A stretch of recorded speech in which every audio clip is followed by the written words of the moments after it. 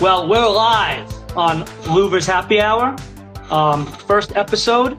I'm so glad that you agreed to this. It's all new territory for me, but I feel like it's a good start to it. It's a good start. I think this is great. The IG Live. It's a great medium, bro. I'm pumped up. That's the thing. I figured like the ones that I'm gonna put it on YouTube for anybody who can't make it to this one, but I figure it makes it a little more engaging and stuff. Yeah. So I guess I just want to dive right in. For anybody who doesn't know, Michael Knight, host of Retrofuturism 101, one of my favorite, or probably my favorite synthwave Twitch radio shows. And Twitch is a whole other thing, man. Like that's a really cool medium to be involved in. But that requires more equipment, right? Like you have to have a setup for Twitch. My man. Yeah.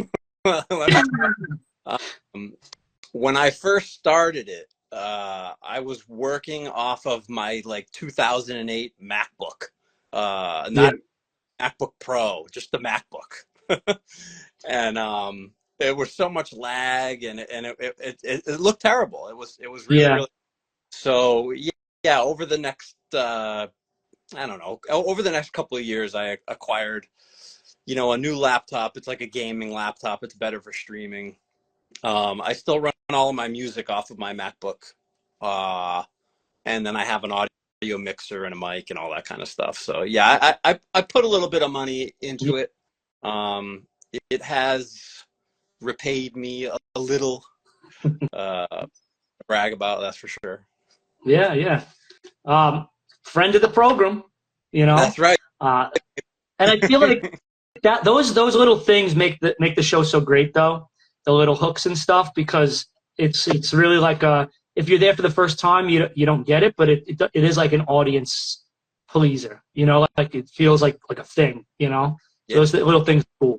I mean, that's definitely the intention. The intention is definitely to have it be like a little community that people can count on every week, and it's great. I have been blessed with a great group of really dedicated viewers and listeners over the last couple of years, and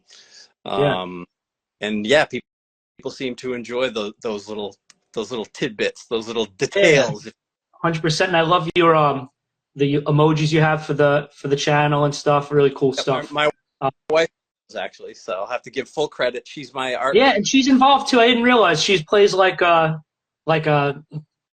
plays the kind of the bouncer, right? While you're doing your thing, in case anybody gets rowdy. She is my lone moderator. She's my key. She's in there 99.9% of the time. She's in there keeping things level, we'll say. So I mean, I guess for people who don't know, do you want to just tell me like how did it start with the show? Like how did you decide you wanted to start like a synthwave show, And I'm sure like in tandem, like I'm sure I've kind of put this in the preview of what I was going to send you. Like I'm sure the timing of when it started has to do with it as well, and we'll get into that. But just describe the show and how you got into it and why you decided to do it, Yeah, so I can do a complicated version because I know it's just a happy hour. So I, like a lot of other people, probably got into synthwave or heard synthwave for the first time back in 2012, 2013, right when Drive came out with the Goths and all that stuff. But I didn't know what it was like when I first watched that movie. I thought that the music was 80s music that I'd never heard before, basically. Yeah. So I was like, oh, this stuff is awesome. And I'd always been into electronic music. I was always a big Crystal Method fan, and Dust Brothers and all that kind of stuff. Or Dust Brothers, Chemical Brothers, whatever. Yeah. The Hacker soundtrack. Yeah, there you go. Yeah. So when those two things kind of collided, electronic music and a kind of an interest in recapturing the mood and the aesthetic and all that kind of stuff of the 80s and early 90s. It's now starting to kind of drift into a little bit. That was right up my alley. Yeah. I grew up on all the John Carpenter films, Yeah. and just like just all the horror movies with great synth scores and all that kind of stuff. So the first actual synthwave artist that I discovered was Miami Nights 1984. Oh, cool. And it was like a random short film that the name of it is escaping me right now. I have it written down somewhere. And his music was in it. And I think I had to use like Shazam or something to figure out what And it was it on was. there? You found it that way? Yeah. If that's not how I found it some other kind of way. Yeah. And so that was it. And it just kind of, how these things go. When you hear one artist, you start to look up more and more and more. I just kind of fell down the rabbit hole. I have a little bit of a background in radio. It's what I went to college for. I mean, you're good at it. I mean, it shows when you do the show, I think. Thank you. Yeah. It's what I wanted. It's what I thought I wanted to do for a career. And I had an internship at a rock radio station when I was a senior. It was for the morning show. And I went to school out in Western Massachusetts, and was one of the bigger shows at the time. And I learned very, very quickly that I did not love it as much as I would have needed to. To do it for your life. Yeah, when you break in radio, you gotta work overnights, you gotta work all the time, and you don't make any money. So I would have had to have like another job on top of that, which I was just not interested in. So I gave it up for like the longest time. And I started working at a local university. I do audiovisual support. Oh, that's great. And they have a radio station there, and I found out that they open it up to community members, which itself was a community member. Yeah. So I decided I have this huge library of synthwave music. It seems like it's starting to catch on a little bit. Wow, give it a shot. So I did. So you started at the radio station with the show first? Yes. Yep. I started, Retrofuturism 101 started officially, I have it right in front of me, on May 23rd of 2018. Okay. Very cool. That whole summer, once a week. And then my wife and I, we had our first baby in December of 2018. So things started to get busy for me in other areas of life. So I quit it for a little bit, came back a little bit in 2019, and then gave it up again. And then in March of 2020, I did like a spring break spectacular. That was the week that the school was on spring break. Okay. And my intention was to bring it back full time after that, and then everything shut down because of COVID. Yeah. And it was a bummer. Yeah. I really had that itch to. It had become a real nice creative outlet for me. Yeah. I hadn't had in a while. So I want to say one random night, my wife and I were just kind of hanging out down here in the analog basement, brother. And, somebody was doing a Twitch show. It might have been Faith in the Glitch. Actually. Oh yeah. He's cool, man. He's out here. Yeah.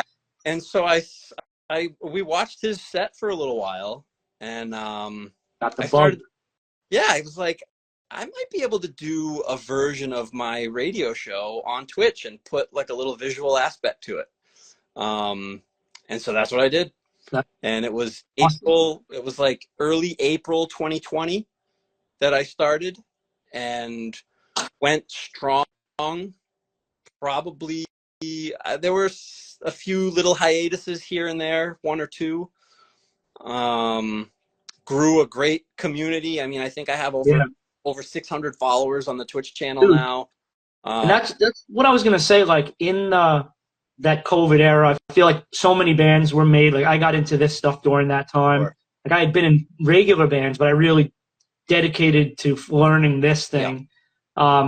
And you created such a community that, like, for me, you were the synthwave community in that show. And so many people met each other through there. And it really was like a really special part of a shitty time Yeah. that everybody was having.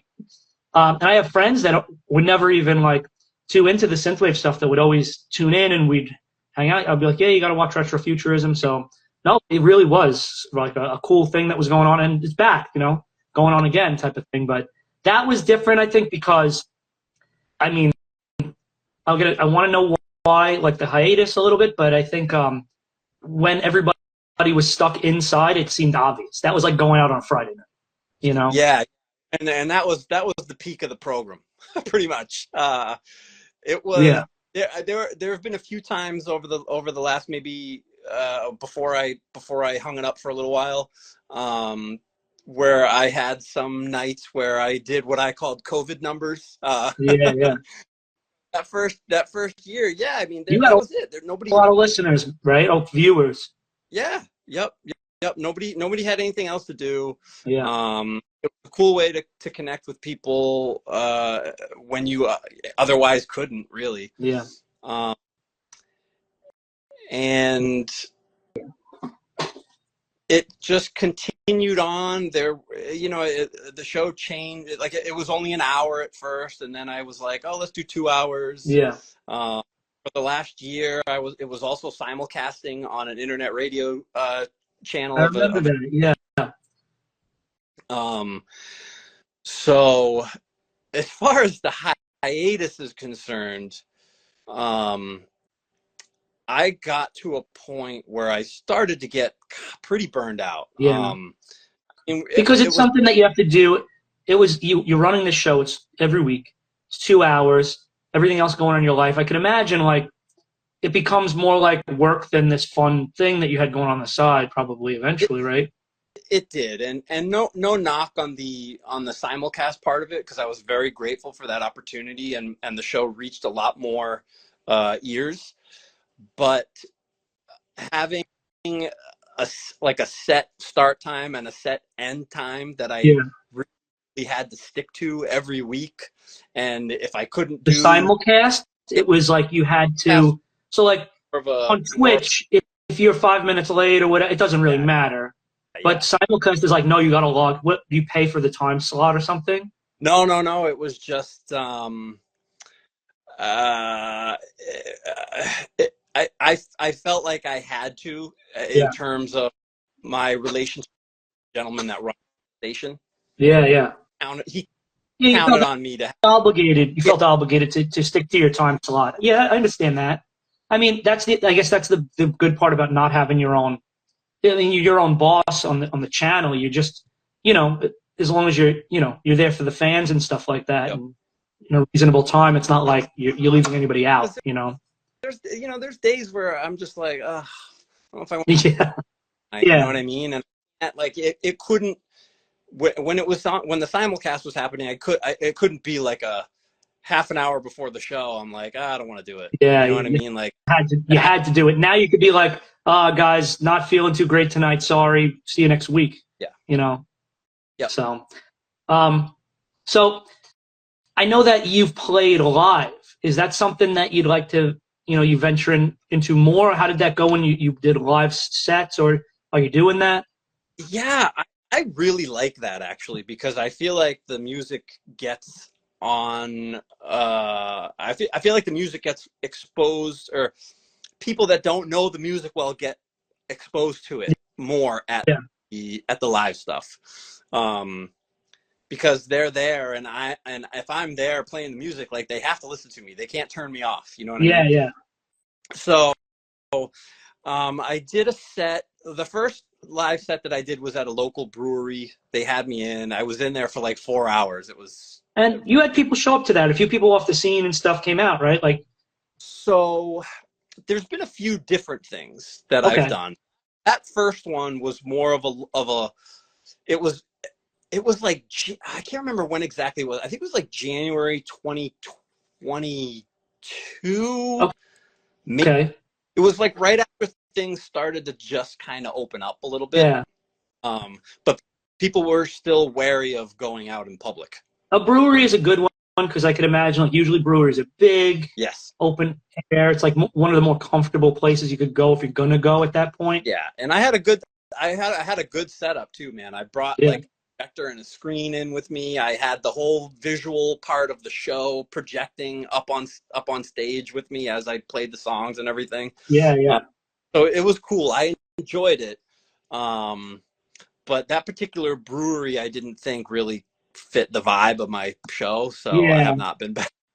I mean, one of the things I was saying about synthwave in general, I was talking to one of my friends, and I was saying on his show, and we got into the synthwave thing, and we were saying like, what I like about this genre is it's one of these things where if you throw on a synthwave song, um, everybody is generally going to be like, oh, this is really cool. Like people who aren't into it, everybody's like, oh, this is really, but it's not something that a lot of people are going to go sit down and listen to an album. Right. You know, feel like you got to be really into it to go and seek it. But it's something that when it's on, people generally tend to enjoy because, like, I guess especially people of our age, like you described before, that nostalgic place of like the movies and things you grew up with, it hits that button. But it is a taste that like, you know, I'm not sure. Like in the brewery, I'm sure it turns a few heads and people are like, this is really cool. Yeah. But to have Synth Ignite, I'm not sure. Like you said, if it feels out of place, you know? Yes, it's that and that's one of the things that we're struggling with a little bit. So I partnered up with a local barcade, and Oh yeah, oh, that's great. so I didn't realize that they were that widespread of a chain, or are they just a bar? Or are they barcade? no, free play. Okay, so different. I think are they on Instagram. Yes. Yep. Okay, I think we follow each other on there. Yeah, free play. I think they have free play, and then they have a different. They have two other accounts, one for each location. They have a location in Providence, and then they have a location in Worcester, Massachusetts, which is the one that I appear at. Cool. So yeah, that's one of the things that we're struggling with because I did do a couple of just regular Synthwave Night DJ appearances there last summer, and to be quite honest, they weren't promoted very well. Yeah. And that too, you got to promote. I feel like, especially like I said, because it's in a specific genre, like you got to have people come out for that night. You know, they had. Although you got some people digging it, right? Yeah. You got some people in there digging it, though. I mean, it's all good stuff. They had me out on the patio, which was also kind of a thing because the whole idea with wanting to DJ there was so that people could listen to the music while they played the retro video games. Like that's the vibe, dude. Like that's what I. The video games are not out on the patio, so yeah, it's just So we're working on that. They have a new indoor space now. It's like more of a club type space. We'll see how it goes. I'm working with them right now to try to do a couple of things. They were gracious enough to host my my live Synthwave night that I did there last summer with Arrow Viper, Johnny Fallout, and the Motion Epic all played that show. Yeah. That was up and then by you. Yeah, that was at Free Play in Worcester. Okay, so that's one of those shows because I've seen a few that people like traveled to. Yeah. Right. Yeah. That must have been a big show. We did pretty good. I think they said that they had maybe 100 or 100, like 100-ish more on that night than they normally did. Okay. So I was happy. The summer before, excuse my Peter Brady. The summer before, I hosted Synthwave Skate Night at the local roller rink. That's awesome. Yeah. Annie, Power Rob, and Bunny X. Very cool. And that was great. That was we did over 100 tickets for that one. Wow. That was really cool. So yeah, it's crazy that that the show has evolved in the way that it has and has afforded me all these other opportunities to do all these other things that I never would have imagined that I would ever do. Yeah. And I'm looking forward to kind of getting back into the swing. And the old community is still there, but I think it's gonna take me a little while to build it back up again because I was away for so long. Yeah. Yeah, I mean, and I think that once you're back in it, I think the time slot is cool. The thing is also, like I said, when everybody was locked up Friday night, there's nothing going on. I feel like you must have lost a lot of crowd because Friday becomes an out day again. So like, even though Thursday is kind of like a work night for people, I feel like Thursday makes sense because it's like people don't have a lot of things to do out. They're not going out on a Thursday generally. Yeah. So I think the time slot is cool, and I like the hour. The hour is reasonable. I always liked the hour because I always felt like in the early days when it was just an hour, I remember consistently every week when I would hit that final Carpenter Brute, everybody would be like, "Oh man, it's over already." Yeah. Because I knew that they were enjoying themselves and they wanted more and that they'd be back the next week. Yeah. And so I always cool. I'm excited to be back to just an hour. And so you're going to mix up the segments, or you're going to shorten them and do like 15 That's the plan. minutes? I mean, Swill and Chill is always a favorite. So you got the glass up on the merch site now. Very cool. I'll probably stick with keeping Swill and Chill. C Pac-Man's here. I got to give a shout out to C Pac. Hey. What's up, man? Yeah, I'll probably have to stick with Swill and Chill for at least a couple of weeks, and then I'll start. Maybe the week I'll do Swill and Chill, and then the next week I'll do who knows? We'll see how things evolve. Yeah. I mean, Couple Skate was always one of my favorites. Swill and Chill. That's again one of those hooks that like Swill and Chill, and the graphics are awesome on that. You got to do a shirt or something, Yeah, I think that was in the planning stages. I've got some things in the got some ideas in the pipeline. So I got these koozies. Koozies are always suggested. I do need to get one of those. One of my buddies, After Movie Diner. Yeah.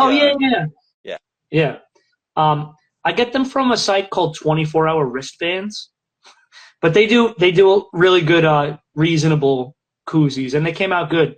I did 2 runs. Do you have to get like a bunch of them? I got like 25 of them each time, and it comes out to like $60. That's not too bad. And I sell them on Bandcamp, or like I'll bring them to shows and like, give them out or whatever. If somebody buys a tape, I'll give them out. Yep. Yeah. So, and I feel like it's a cool piece of merch. This is just my way of getting a Retrofuturism koozie. So make the koozies. No, it's cool. What'd you say? Maybe a Swill and Chill koozie. Swill and Chill koozie. I had a glass, but we broke it. Oh. So Retrofuturism glass. Those glasses are really good. Now, so my next question, the libations. I love that too. Libations. Yeah, there it is. There it is. See, you got to show the merch. They come out nice, man. Teespring. Yeah. Spring or whatever they call themselves now. Now, is that like drop shipping too? So on Spring, it's all made to order. So that's what I mean. Like you upload. So I have, beside the koozies and like tapes, my T-shirts, if you wanted to get one, is on Redbubble. Yep. So that's what it is. It's like that where you upload your design, yep, and people could kind of order it on whatever they want, right? Yep. So why did you go with Teespring? Because somebody that I know recently also went with Teespring. What do you think? Just what you think? I mean, it's worked out for me. I have no idea. I think I probably just did like a search for because I'm not missing anything. Yeah, like best custom merch, whatever, and Teespring came up, and I went to it, and like, yeah, I liked it because you can set the price. Yeah. Like they'll automatically set the price. CPAC, yeah, tomorrow night, Pac-Man, tomorrow night. I was just going to say that. You got to let the people know. Yeah. So yeah, they set the price, and they always set it like really, really high to where your profit is like crazy ridiculous.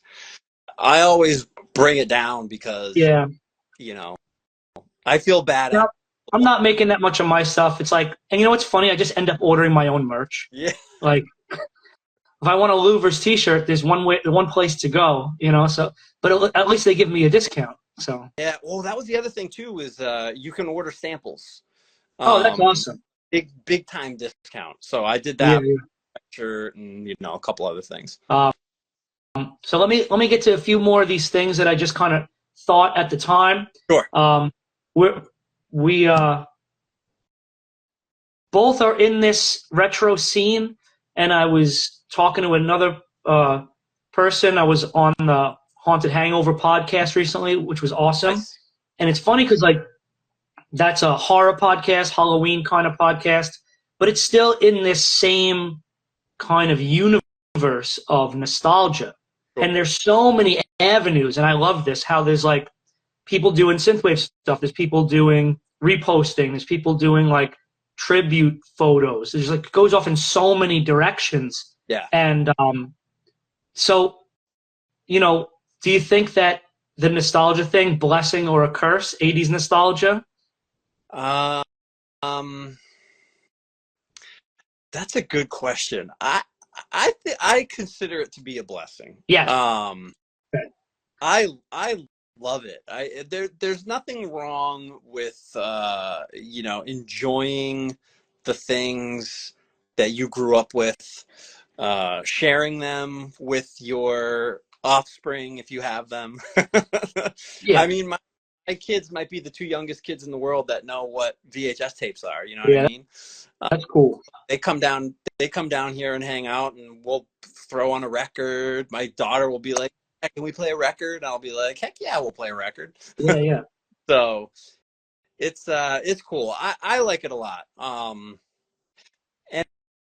it's just like a weird kind of thing where it just didn't dawn on me for the longest time that, hey, I can like get all this stuff that I used to when I was It's still there, still. and I dig it.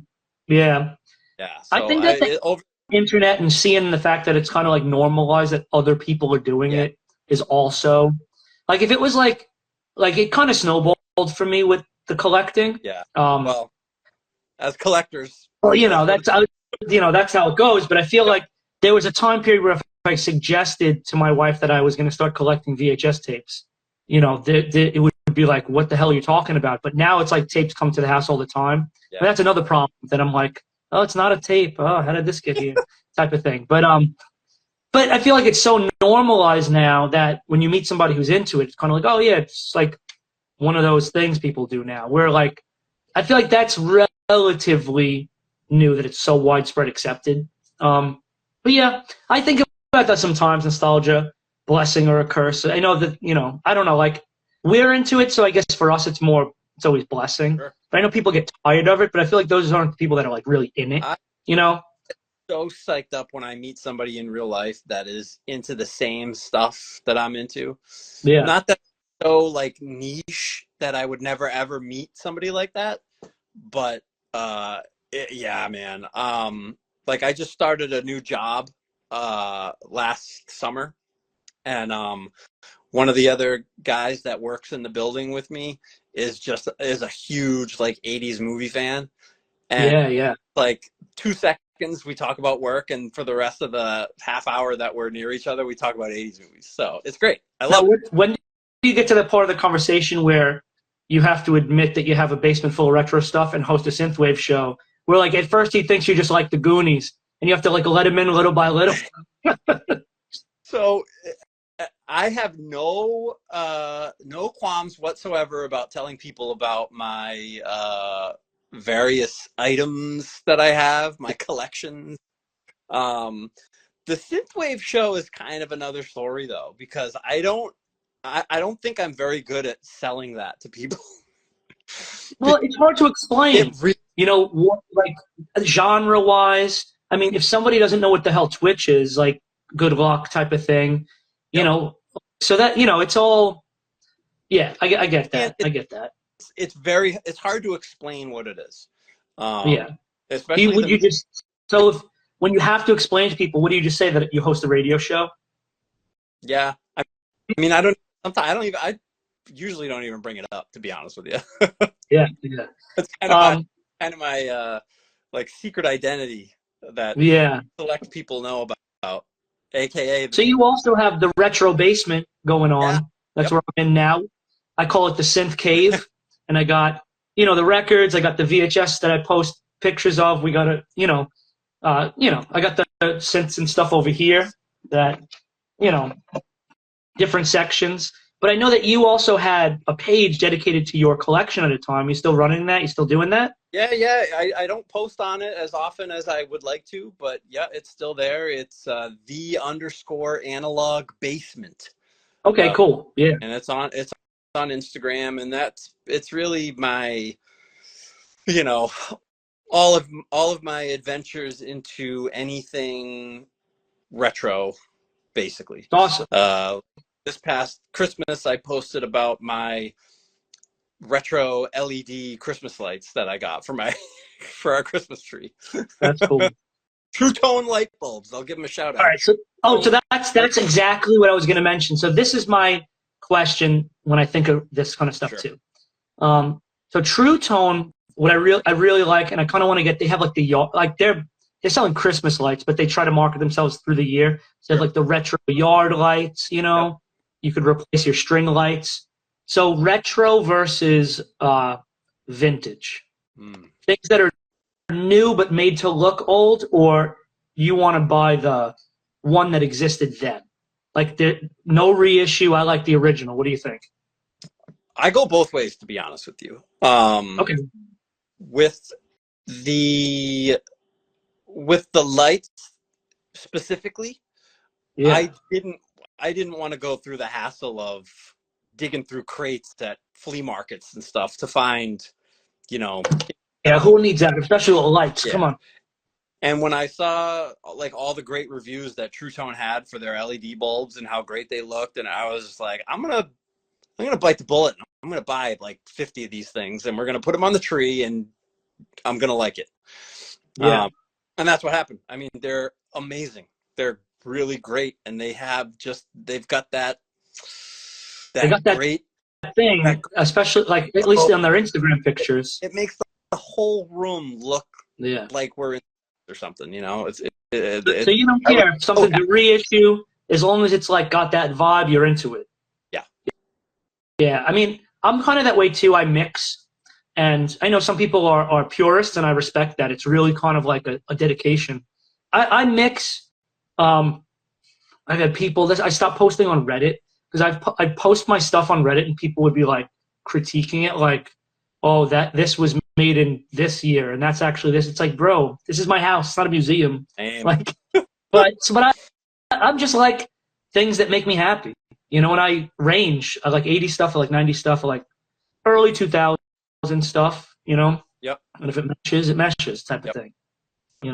No, that's I mean, as a collector, that's what you got to do. You get the things that you like. Yeah. Who cares what everybody else thinks? Yeah. I mean, so on your show, I wanted to ask this because I put this under the libations category. Now, you tend to enjoy a beverage, and we did touch on libations, but I wanted to ask this. You tend to enjoy a beverage. In the early, you got some fancy glasses that I've seen you break out. Yeah.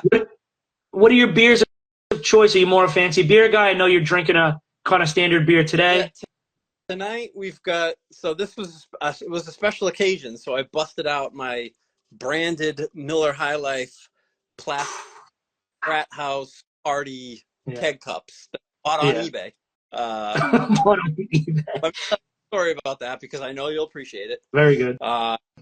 I believe it was last year. It was probably right around this time, actually. I was watching Night of the Creeps. I was watching my Scream Factory Night of the Creeps Blu-ray. Very nice. And at the beginning of the movie, when they go to the frat party, it's all Miller High Life. Oh, yes. Everywhere. Signs everywhere. And I love that they never changed the bottle. It's probably the same bottle in the movie that, Oh, yeah. today. Yeah. But everybody, they were drinking out of these plastic Miller High Life branded cups. And I had probably had a couple of drinks at the time. So I was like, oh, I bet somebody on eBay is selling some of those. So, Very nice. and looked up Miller High Life plastic cups. Lo and behold, 2 It's stacks. there. So No, that's awesome. I love that stuff. I wish I had. I'm not gonna run and get it, but I started collecting cups like that, like retro cups that people would buy at like NASCAR events, and yeah. and it says like Coca-Cola NASCAR, you know, like a Stein, or like the big Budweiser Stein, like the plastic one, and it has like Dale's Pizza Shop or something, you know, like just some random promotional. No, I love that stuff, man. Great. Yep. But you know, during the show, you tend to enjoy a nice beer here and there, though. Yeah. Yeah, I got into craft beer probably around the same time everybody else, dude. I'm just like I'm a basic bro, you know. Yeah. But we have a couple of good breweries up here in Massachusetts that are, from what I understand, pretty highly ranked throughout the country, throughout the world. So every now and again, you'll see me indulging in a Treehouse or a Trillium. Those are like the 2 biggies over here in Massachusetts. But yeah, I like the craft beer. I like the double IPAs and the hazies and all that kind of stuff. But it's not below me to have a. And as I get old, like, you know what's funny? I'm gonna tell my craft beer stuff. Like I went into the craft beer stuff. We had some pretty good craft beer restaurants out here. Sure. But the way I got into IPA specifically, I was 21 and they had this beer fest. They call it a beer fest. It's a craft beer tasting. Yeah. But me and my friend bought tickets to it. It was like $6. We went into Manhattan. We're like, it's gonna be awesome. It's gonna be like beer fest. That's not what it was. And we didn't realize, coming from being, you know, regular college age or whatever, that, you know, IPAs are strong and we're used to drinking light beers. So it was trial by fire. We're stuck there for, you know, 4 or 5 hours, and this is what they have to drink. Yeah. And it's like next week, he calls me up and he's like, because at the event, we were like, oh, this is rough. The next week, he calls me up and he's like, you know what, man, I kind of want to have one of those beers again from the fest. And that was it, you know. So that's how we got into craft beer. They're tasty. And you know what? If you're not careful at those beer fests or those tastings. Yeah, and that's kind of why I drink Miller Lite and light beers a lot now, because, you know, they're low alcohol. I could drink a lot of them. They're easy going. Yeah. You know, you can't drink 4, 5, 9% beers. You know. At those events, they do like little. Yeah, shots. they got the tasting cups. Yeah.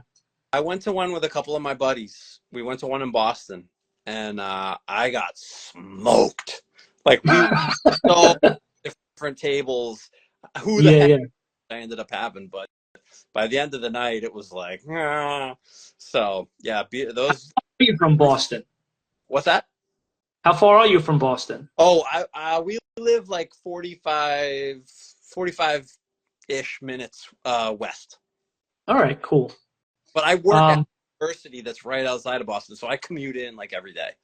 Yeah, I've never been to Boston, but I think you're like maybe 6 hours from me or something.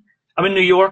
I'm in Staten Island, so I'm in New York City. Staten Island, baby. Oh yeah, here we go. Now, I went to it's cool out here. Staten Island one time. What'd you say? Went to a White Castle in Staten Island one time. Oh yeah, very nice. One of the highlights.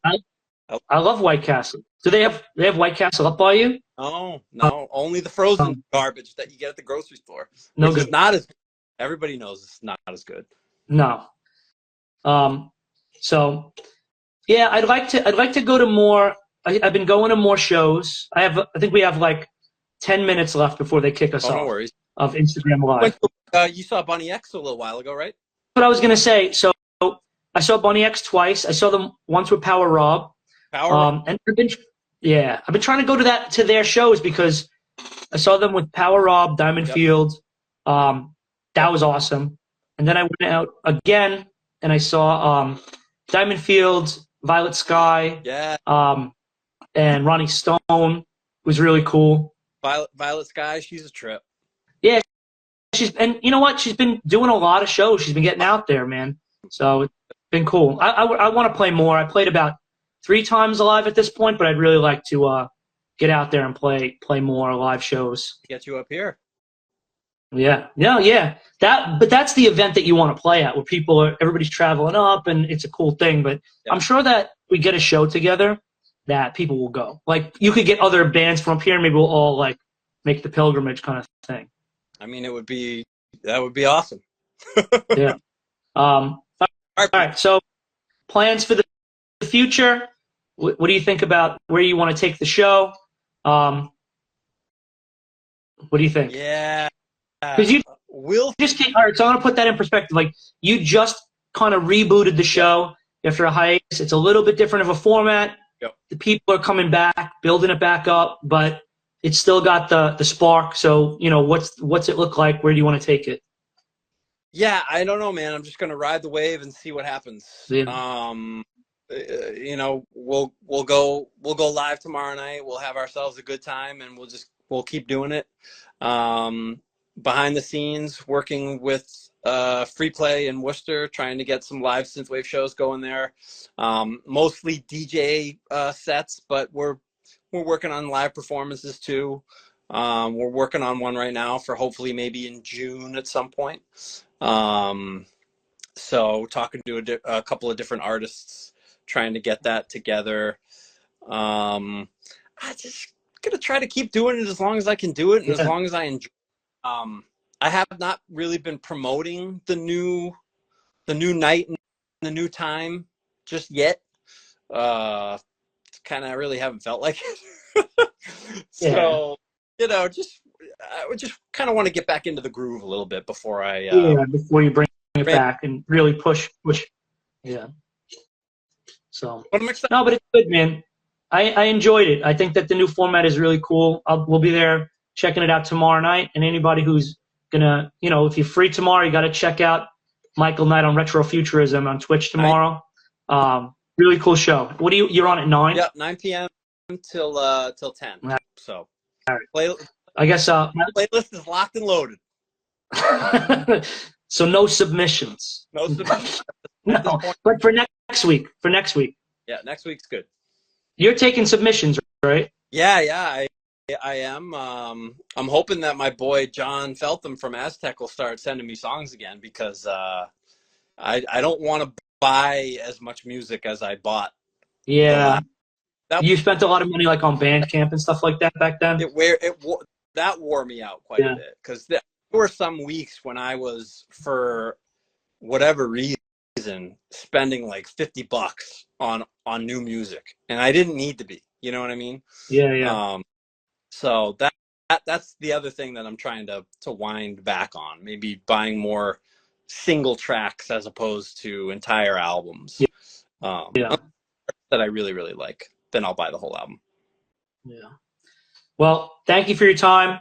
I'm going to let you go. Thank you for having me. In tomorrow, and thanks for being on the first episode of the Louvers Happy Hour. I felt really good about it.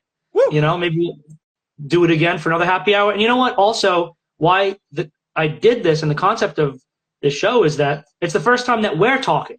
That is correct. After all these years, I remember you submitted a track like years ago. 2019 or something. Yeah. So, so that's a really cool aspect. And that's like the spirit of this, why I started this thing. So I'm going to keep it rolling.